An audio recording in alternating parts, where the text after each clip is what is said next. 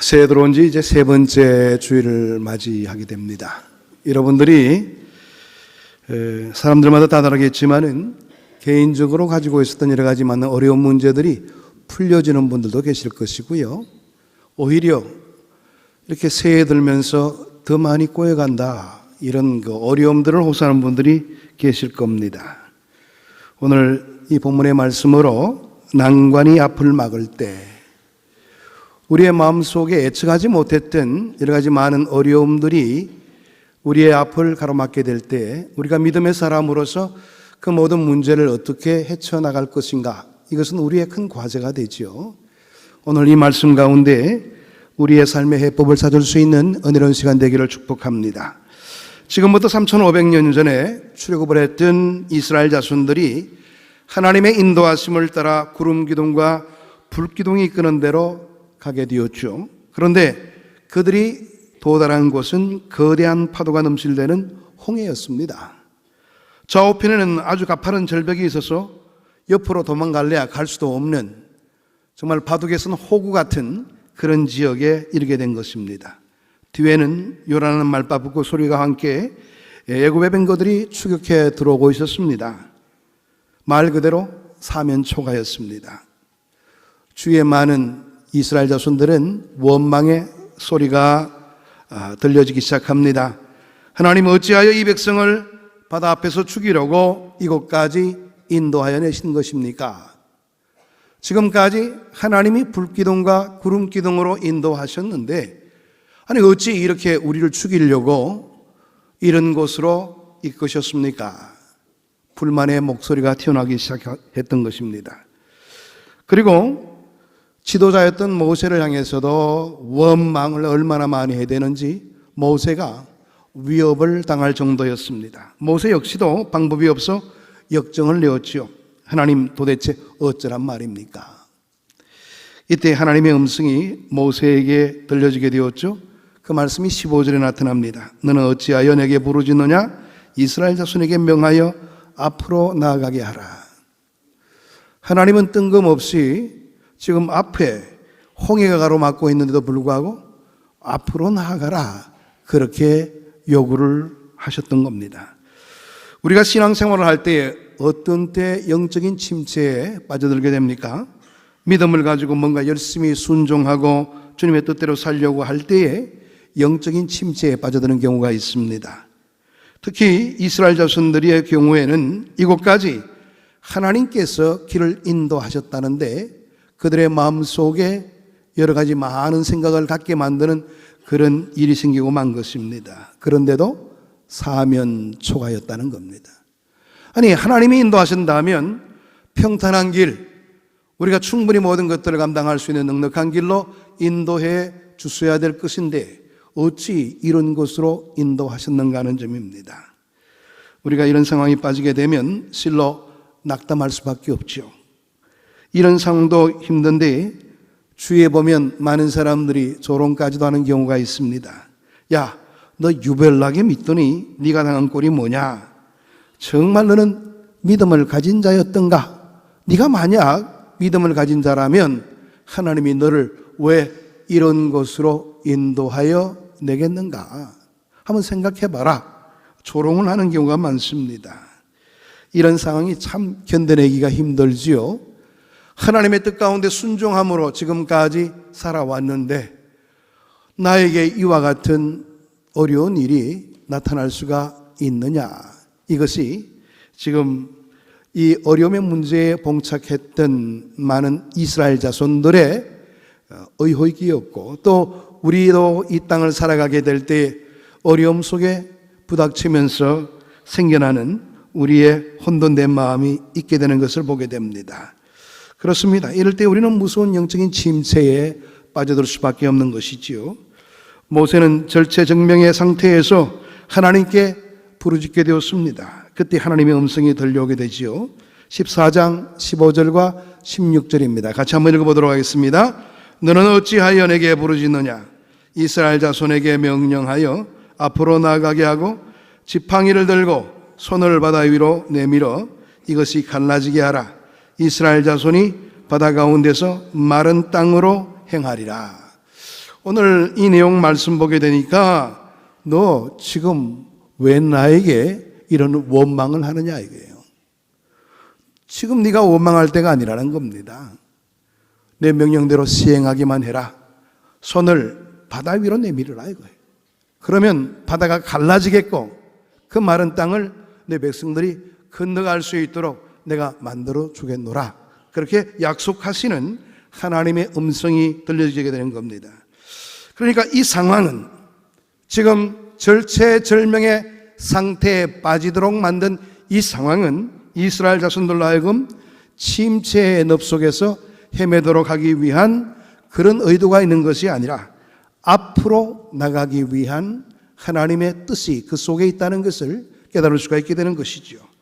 후퇴와 낙심을 위한 것이 아니라 전진하고 성장하기 위한 하나님의 방법이 여기에 있다는 것을 우리에게 말해주고 있는 겁니다. 많은 사람들은 이해를 못하지요. 아니 이게 무슨 하나님의 방법인가? 하나님의 방법이라면 좀 순탄한 길로, 평안한 길로, 모든 것이 형통한 길로 나아갈 수 있어야지 하나님의 방법이지. 근데 여러분들 신앙생활 속에서 하나님이 인도하시는 방법이 또 이런 방법으로 역사하심으로 통해서 우리를 연단시키시고 보다 큰 믿음을 가질 수 있도록 만드는 그런 하나님의 의도가 있을 때도 있다는데 유념하시기를 바랍니다.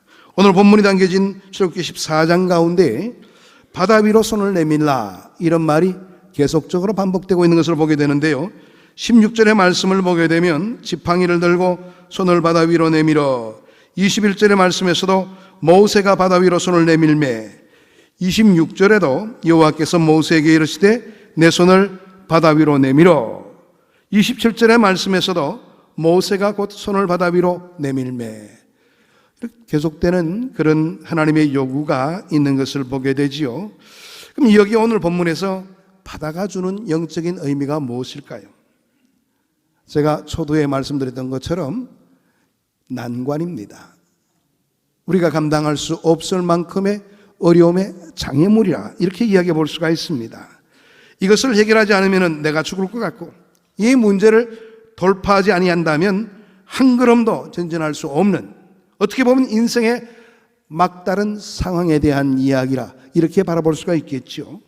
여러분 인생을 살아가다 보면 이스라엘 자손이 만났던 이런 바다를 반드시 만나게 되어 있습니다. 그런데 대체로 우리는 이런 어려움 속에 빠져들게 되면 그 바다 속에서 완전히 숨이 막혀서 살지 못하는 그런 포기의 모습을 보일 때가 많습니다. 그러나 하나님은 그때 이 바다 위로 손을 내밀 것을 요구했던 것입니다. 이제는 너 앞에 캄캄하게 가로막혀 있는 문제를 향해서 손을 내밀어야 될 때라. 너를 가로막고 있는 이 문제 속에 절망하거나 좌절하지 말고 내 방법대로 순종하여 시행하라. 여러분 지금 바다 물결이 넘실대고 있는 깊은 바다 위로 손을 내밀라. 그러면 바다가 갈라질 것이다. 여러분들은 믿을만 합니까? 어떠세요? 지금 안 그래도 지금 불안해서 두려워 죽겠는데 하나님은 전혀 우리의 이성적인 방법이 아니라 우리가 정말 방법이 될 수 없다는 그런 내용의 이야기를 우리에게 요구하고 계시는 겁니다. 바로 우리의 믿음이 필요한 자리이기도 하지요. 오늘 본문의 말씀 보게 되면 약속대로 바다가 갈라졌습니다.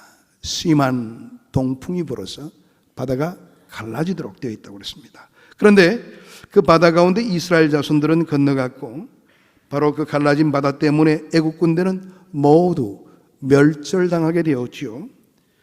이 일의 분기점이 무엇일까요? 바다를 건너간 이스라엘 자손들과 바다에 수장된 애굽의 군대의 차이가 무엇일까요? 이 말씀을 조용히 묵상하는 가운데 히브리서 11장 29절의 말씀을 보게 되면 그 의미를 찾아볼 수가 있게 됩니다. 히브리서 11장 29절의 말씀을 같이 한번 읽어볼까요? 믿음으로 그들은 홍해를 육지같이 건넜으나 애굽 사람들은 이것을 시험하다가 빠져 죽었으며. 히브리서 11장은 믿음장입니다. 오늘 이 일에 믿음을 가진 자와 믿음을 가지지 않는 자의 차이점을 분명히 보여주고 있죠. 홍해가 갈라진 것이 이스라엘 자손들에게는 믿음이었고요. 똑같이 갈라진 그 홍해가 애굽 사람에게는 시험이었다는 것을 이 히브리서 11장 26절의 말씀에서는 우리에게 이야기해 주고 있는 겁니다. 그럼 믿음과 시험의 차이가 뭘까요? 하나님께서 모세에게 네 손을 바다 위로 내밀라 이렇게 명하셨지요. 여기에서는 이스라엘 자손을 향하신 하나님의 말씀이 있었습니다. 이스라엘 백성을 향해서 이런 말씀을 하셨죠. 또 이스라엘 백성들은 이 약속된 말씀을 모세와 함께 믿었던 겁니다. 또한 여기는 약속이 있습니다. 내밀었을 때 그 바다가 갈라진다는 약속의 증거가 있었습니다. 마른 땅을 걸을 수 있게 된다는 하나님의 약속이 그 가운데 있었던 겁니다. 이들은 하나님의 신실한 약속을 믿었던 겁니다. 이것을 우리가 믿음이라 이렇게 부르게 되는 것이지요. 그런데 애굽 백성들을 향해서 너는 바다를 향해서 건너가도 좋다. 지금 도망가고 있는 이스라엘 자손을 추적해서 다 죽여버리라. 이런 하나님의 명령은 없었지요. 그럼에도 불구하고 이들은 뛰어들다가 온전히 멸절당하게 된 것입니다. 우리는 무엇을 붙들고 이 땅을 살고 있는 겁니까? 내 감정, 내 기분, 내 욕망, 내 계획을 향해서 달려가다 보면 거기에는 약속이 없는 겁니다. 하나님의 말씀대로 우리가 모든 일들을 바라보고 그 모든 약속들을 붙들고 나가려는 우리의 의식 없이 내 기분대로, 내 생각대로, 내 계획대로 모든 것을 감당하다 보면 답이 없는 겁니다. 오늘 이 본문의 말씀이 우리에게 던져주고 있는 도전도 그겁니다. 말씀에 따른 믿음을 가지고 있는가? 아니면은 시험의 자리에 쓰고 마는가? 여기에 모든 것이 가름되어 줄 수가 있다는 것입니다. 하나님의 신실한 말씀을 붙들고 걸어가는 것이 믿음이었다. 성경은 그렇게 이야기하고 있죠. 홍해바다가 갈라졌을 때에 그 물벽의 높이가 얼마나 됐을까요? 홍해의 평균 깊이는 530m입니다. 제일 얕은 곳이 200m의 깊이라고 그럽니다. 만약 여러분들이 그곳을 건넜다면 여러분들의 마음은 어떠했을까요? 야, 하나님이 바다를 가르셨다. 보라, 하나님의 역사를 보라. 세상 사람들아, 하나님이 갈라놓은 바닷길을 나는 당당히 걷고 있다. 휘바람을 불면서 그 바다를 건너갈 수가 있을까요? 그렇게 걸어갈 사람은 아무도 없을 거예요. 여러분, 제가 만약 그곳에 있었다면 저는 그렇게 하지 못했을 것 같습니다. 그 물벽이 합쳐질까봐 바다를 가로질러 뛰면서 하나님 붙들어 주세요. 아마 이렇게 하지 않았겠습니까? 이게 바로 우리의 모습이죠. 기적 가운데 있을지라도 우리는 언제나 조마조마해야 할 수밖에 없는 그런 믿음의 소유자인 겁니다. 때로는 그 기적이 사라지면 어떡하나 섬뜩한 생각이 들 정도로 우리의 믿음은 사실 하잘것없는 믿음에 불과하지요. 우리가 하나님을 신뢰한다고 해서 단번에 우리의 모든 상황이 달라지는 것은 아닙니다. 삶의 현장은 여전히 어려울 수가 있게 되는 것이지요. 그러나 하나님을 신뢰함으로 적어도 오늘은 숨을 쉴 수 있다는 거, 이게 바로 믿음의 사람이 가질 수 있는 특권입니다. 여러분들 기억할 수 있는지 모르겠어요. 1973년도에 빌리그레암 집회가 있을 때 킴 윅스라는 시각장애인이 있었습니다. 그분이 얼마나 찬양을 잘했는지요. 여자분인데요. 비록 아픔 바라보지를 못하지만은 많은 사람들에게 간증과 찬양으로 좋은 영향력을 끼쳤지요. 그런데 킴 윅스는 원래 우리 한국 전쟁고아였습니다. 6.25 동란에 전쟁고아로 있다가 시각을 잃어버리고 나서 이제 그 소위 말하면은 과원에서 헤매다가 홀트 아동복지의 하나의 좋은 경우로 미국으로 입양되어 가게 된 것이죠. 그런데 윅스 가문이라는 그 좋은 가문으로 입양이 되어 가서 거기서 좋은 교육을 받았습니다. 또 음악을 전공해서 미국에서도 좋은 음악 대학을 다녔고 또 유럽까지 가서 음악 교육을 받았습니다. 그런데 이분이 내가 이런 좋은 달란트를 가지고 사람의 영광을 위해서 사용해서 뭐 하겠냐 이게. 내가 정말 하나님의 도움의 손길로 통해서 이 자리에 서게 되었는데 내 재능 가지고 하나님의 영광을 위해서 온전히 살고자 한다. 그래서 빌리그람 집회에 따라다니면서 간증을 하고 찬양을 했던 사람입니다. 그런데 이분의 간증 속에 그런 이야기가 있어요. 많은 사람이 나를 이끌 때에 내가 시각장애인이기 때문에 먼 곳을 가르쳐주진 않는다. 항상 내 발 앞, 내가 발 디뎌야 될 곳을 일러준다. 여기에는 돌이 있어요. 여기에는 고랑이 있어요. 여기는 계단이에요. 그런데 그 일러주는 한마디 한마디를 들어가면서 내가 발을 내딛고 가다 보면 내가 목적한 곳에 가 있더라는 겁니다. 하나님의 역사하심도 바로 그와 같다는 겁니다. 물론 우리에게 큰 틀은 보여주실 수가 있겠지만 매일매일 내가 믿음으로 하나님의 뜻 가운데서 시행하여 가다 보면 나도 모르는 사이에 하나님께서 나를 위해서 준비하신 큰 그림 속에 내가 우뚝 서 있게 되는 것을 볼 수 있게 된다. 그런 하나의 좋은 간증을 했습니다. 지금도 기억에 남아있는데요. 신앙의 모습이 바로 그런 것 같습니다. 물론 매일 우리가 충만해서 모든 것 다 감당할 수 있는 능력자가 되면 좋겠지요. 그런데 하나님께서는 그렇게 역사하지 않으신 것 같습니다. 여러분, 우리가 주의 기도를 드릴 때도 뭐예요? 일용할 양식을 구하는 그런 대목이 있죠. 왜 일용할 양식을 구해야 됩니까? 뭐 한 1년치 양식을 주셔서 내가 다음에는 이런 문제로 기도하지 않더라도 주님께서 채워주시기를 원합니다. 뭐 이렇게 기도하면 좋을 것 같은데 왜 주님께서는 주의 기도를 가르쳐 주실 때에 일용할 양식을 구할 것을 요구했을까요? 우리의 날마다의 삶 속에 매일매일의 믿음의 순간들이 필요하다는 것을 일러주기 위함인 것이죠. 우리가 너무나 많은 것들을 가지게 되면 자만하게 될 수밖에 없죠. 내 능력이 출중하게 되면 내 능력만 믿을 뿐이지 하나님의 능력은 의지하지 않죠.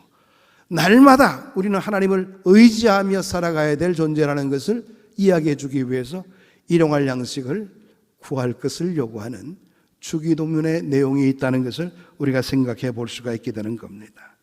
우리가 예수를 믿는 순간에 믿음이 시작됩니다. 그리고 믿음은 거기서 끝나지 않죠. 하루하루가 믿음의 행진입니다.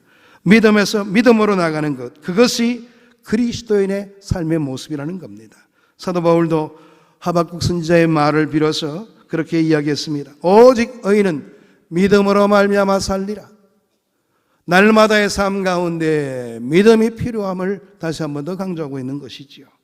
주님은 나를 온전히 붙들어 주실 것이고 주님의 귀한 뜻을 온전히 이행할 수 있도록 나에게 힘을 공급해 주실 겁니다. 여러분, 예수를 믿을 때만 믿음이 필요한 것이 아니고요, 날마다의 삶 가운데 우리의 믿음이 필요하다는 것을 정말로 우리가 항상 깨달을 수가 있다는 것을 생각해 볼 수가 있게 되는 것이죠. 바다 위로 손을 내밀라. 이것은 내 손이 은혜의 도구가 되기를 하나님은 원하신다는 그런 의미를 가지고 있습니다. 하나님이 왜 모세를 사용했을까요?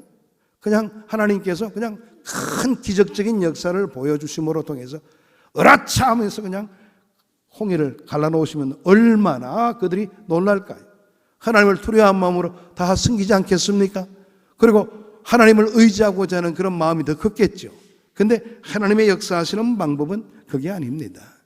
모세의 손을 내밀게 만들어서 하나님의 특별한 역사를 느낄 수 있도록 그렇게 인도한다는 사실입니다. 이것은 오늘도 마찬가지지요. 전도할 때요, 하나님께서 직접 이 땅에 천군 천사를 보내어서 아파트마다 그냥 문 두드리지 않고 갑자기 아파트 문이 척 열리면서 천군 천사가 나타나서 예수를 믿어라, 이렇게 하면 다 믿을 거 아니에요. 요즘 아파트 문 열기도 힘드는데. 그런데 그런 방법을 사용하지 않으세요. 참 힘들고 어렵더라도 부족한 우리의 입술을 통해서 말씀을 전달하게 만들고, 또 부족한 우리의 발걸음을 통해서 사람들을 만나게 하고, 그렇게 해서 복음이 증거될 수 있도록 만들어 주신다는 거예요. 그것은 다 이유가 있습니다. 하나님의 일에 쓰임받을 수 있도록, 그 기적적인 역사에 내가 쓰인다는 사실을 느낄 수 있도록 하기 위해서 하나님께서는 바로 부족한 우리를 그런 자리에 인도하신다는 사실입니다.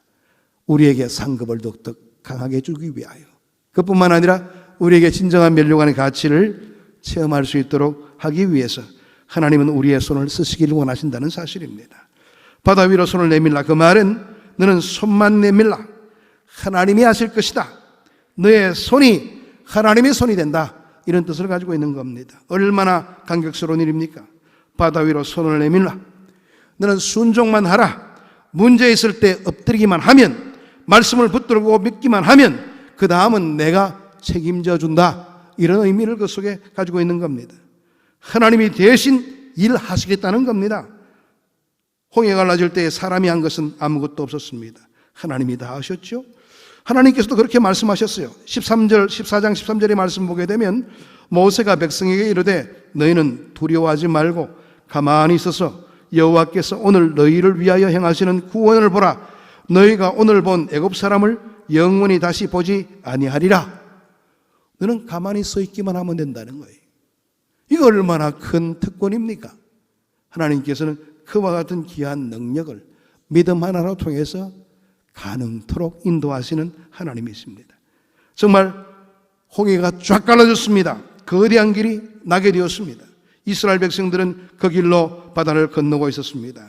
그 뒤에 애국 군대들이 이스라엘 백성들을 모조리 죽이라고 그렇게 외치면서 병거와 마차를 타고 따라왔습니다. 그때 모세가 뒤를 돌아서 다시 한 번 더 하나님의 음성을 듣게 되지요. 바다 위로 내 손을 내밀라. 하나님의 백성이 안전하게 피한 다음에 바다 위로 다시 손을 내밀게 되었을 때 그 물벽이 순식간에 합쳐지면서 애국 군대들은 몽땅 멸절당하고 말았습니다. 오늘도 하나님께서는 이렇게 우리들과 함께 역사하시고 도움의 손길을 열어주십니다. 여러분 믿습니까? 우리의 삶 속에서 이와 같은 믿음이 필요한 것입니다. 바다 위로 손을 내밀라, 여기는 마지막 한 뜻이 있습니다. 오늘 이 본문이 이 신약 성경에서 이 내용들을 인용하면서 특별한 내용들을 드러내고자 합니다. 이 내용이 굉장히 중요한 것인데요. 고린도전서 10장 1절과 2절입니다. 같이 한번 읽어보도록 하겠습니다. 형제들아, 나는 너희가 알지 못하기를 원하지 아니하노니 우리 조상들이 다 구름 아래에 있고 바다 가운데로 지나며 모세에게 속하여 다 구름과 바다에서 세례를 받고. 오늘 이 내용을 이야기하면서 사도 바울은 이스라엘 백성들이 바다에서 세례를 받았다, 그렇게 이야기하고 있습니다. 그때까지 이스라엘 자손들은 다 애굽의 종들이었죠. 430년 동안 애굽에서 종노로 됐습니다. 바다를 건넌 다음 뒤돌아보게 되니까 자기들을 지금까지 지배하고 있었던 그 애굽 군대가 완전히 시체가 돼서 둥둥 떠다니고 있었습니다. 그때 얼마나 큰 해방감을 느꼈겠습니까? 야, 이제는 애국 군대가 우리를 어떻게 할 수 없어. 그들은 확신을 가졌을 것입니다. 지금까지 애굽의 지배하에서 그들의 명령을 따라 살았지만 이제는 하나님의 명령만 순종함으로 따르게 되면 된다, 그런 확신을 가지게 되었을 겁니다. 이스라엘 자손들에게 전혀 새로운 삶이 시작될 수가 있게 된 겁니다. 세례는요, 과거에 내가 죽고 이제 그리스도와 함께 새로운 삶을 시작하게 되었다는 것을 의미합니다. 우리가 세례를 받을 때 다 우리는 새로운 삶을 살기로 작정하고 세례를 받은 것 아니겠어요? 지금까지 나를 지배하고 있었던 정욕, 지금까지 나를 지배하고 있었던 악한 권세들, 세상의 무서운 욕심들, 이런 모든 것들이 무용지물이 되어서 바다 위에 둥실둥실 떠다니는 것을 바라보면서 우리는 이 세상 것들의 허망함을 우리는 충분히 바라볼 수가 있을 것입니다. 이제는 하나님만 의지하며 살래요. 이게 바로 세례받을 때 우리의 삶의 고백이 된 겁니다. 그렇습니다. 이제는 돌이킬 수도 없습니다. 한번 이 홍해를 건너게 되면 다시 애굽으로 가지를 못하는 거예요. 하나님께서도 그런 모습을 허락하지 않으실 것이고요. 왜? 한번 선택한 사람을 영원히 버리지 않기 때문에 그렇습니다. 이제 우리가 가야 할 길은 한 길밖에 없습니다. 하나님과 함께 걸어가는 겁니다. 하나님 마련해 놓으신 그 계획대로 살아가는 것이 우리 하나님의 백성들이 감당해야 될 중요성이 있는 모습입니다. 그럼 하나님께서 우리의 삶에 직접 개입해 주실 것이고 구름기둥이 우리의 삶의 길을 인도해 줄 겁니다. 또 길이 보이지 않을 경우에는 불기둥이 우리의 삶의 길을 이끌 것입니다. 하나님께서 우리의 백그라운드가 되어주시는 겁니다. 여러분들 때로는 요즘 백이란 말 잘 안 쓰지만 옛날에는 백이란 말을 얼마나 많이 썼습니까? 야, 네 백이 뭐냐? 그렇게 이야기하는데요. 하나님이 우리의 백그라운드가 되어주신다는 거예요. 그거보다 더 귀한 일이 어디 있겠습니까? 그렇습니다. 여러분, 우리의 삶에 이러한 변화가 이루어졌다는 거 확신을 가지고 여러분 믿으시기를 바랍니다. 우리가 예수를 믿게 되었을 때 이와 같은 삶의 변화가 이미 주어지게 된 겁니다. 그런데도 불구하고 자꾸 옛날 생활로 돌아가려고 하면 하나님께서는 때로는요, 우리의 손을 끄끄스라도 그 자리에 가지 않도록 그렇게 만드시는 하나님이십니다. 하나님은 한번 선택한 자를 결단코 버림이 없기 때문에 그런 것이죠. 우리는 하나님이 원하시는 길을 걸어가는 것이 우리의 삶의 본분입니다. 때로는 하나님의 명령대로 순종하고 걷는다 할지라도 그 길이 장애가 있을 수가 있습니다. 세상 사람들의 조롱이 있을 수도 있습니다. 도무지 믿음이 가지 않는 막다른 골목에 부닥칠 수도 있습니다. 그런데 여러분, 그때마다 좌절하지 마시고 오늘 이 본문의 말씀을 생각하시길 바랍니다. 그 바다 위로 내 손을 내밀라. 하나님의 뜻으로 모든 것을 대응하라. 너의 모든 생각들은 내려놓고 하나님의 명령대로 시행하라. 여기에 우리의 인생의 해법이 있게 되는 겁니다. 여러분, 우리가 주의 말씀대로 시행하게 되고 약속을 붙들고 살아가게 되면 반드시 그 약속은 이루어지게 되어 있습니다. 왜냐? 하나님이 약속해 주셨기 때문에 그런 겁니다. 하나님은 시건치 않으시는 분이라고 하셨습니다. 거짓말 하시는 분이 아니라고 분명히 성경은 우리에게 약속을 하고 있죠. 하나님의 약속을 붙들고 사는 자에게는 그 약속이 이루어지는 기쁨이 있게 되는 겁니다. 요즘 예수 믿는 사람들이 참으로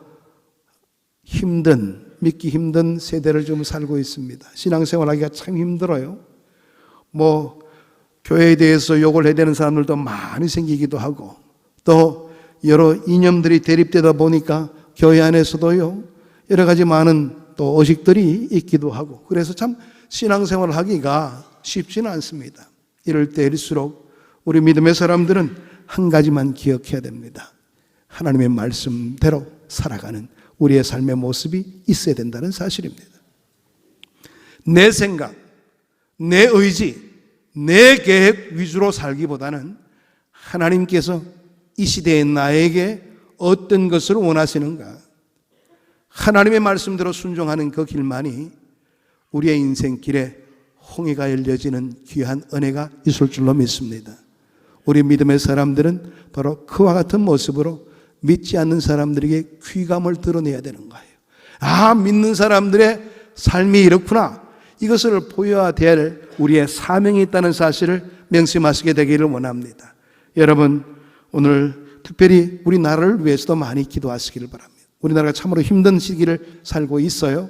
이럴 때일수록 우리 믿음의 사람들이 더욱더 경성해서 하나님의 사람답게 살아가는 그런 모습들이 필요할 때지요.